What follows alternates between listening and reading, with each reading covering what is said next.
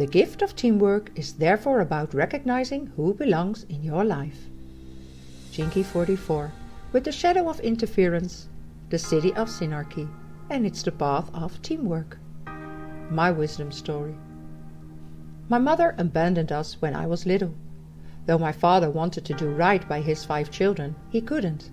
He often got overwhelmed and disappeared for days, blowing his money on gambling and leaving me, the oldest, in charge of my younger siblings. I had no choice but to grow up fast and accept more responsibility than a boy should have to do. As a young man, I rode off all women, entered the workforce and naturally gravitated towards positions of leadership. People tended to trust me, and I preferred to be at their helm, even if it was the helm of a sinking ship. Time after time, no matter how good a job or organization looked on the outside, I managed to misjudge it. My higher-ups either disappeared or dropped the ball. My staff rarely knew what to do, and I'd be left picking up the slack. Then I'd go through it all again somewhere else. I saw the same mess everywhere, in politics, in religion, in the economy, in love. Leaders were abandoning the people, and people were abandoning themselves and each other. And no one seemed to care.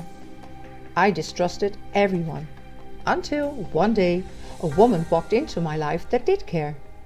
Though she came from an indigenous background, completely different from my own, there was something strangely familiar about her. I liked her smell and was immediately drawn into her world. She had an uncanny ability to trust, not just the trees, rivers and birds, but people. Me.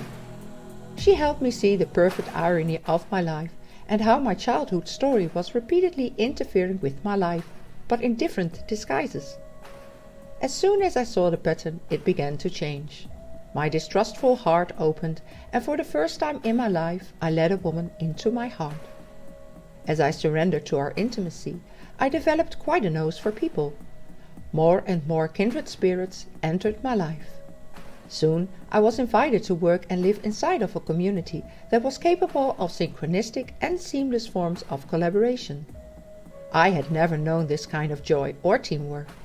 All participants contributed where they loved most. Everyone shared the burden of responsibility. And much more often than not, things went smoothly. Now, I know the true experience of belonging. My gift to you. I come to remind you that you always attract relationships that teach you exactly what you need to know in order to grow. The more you trust that people are in your life for a reason, the more you'll be able to learn the relational lessons you need to learn, and the better your judgment will be when it's time to choose new partners, friends and collaborators. I want you to trust your instincts. Start smelling the people in your life. Ask yourself, who are my true allies? You have the potential to experience more trust, harmony and teamwork in groups than you can possibly imagine. When you've found your true team, your destiny will naturally and magically unfold.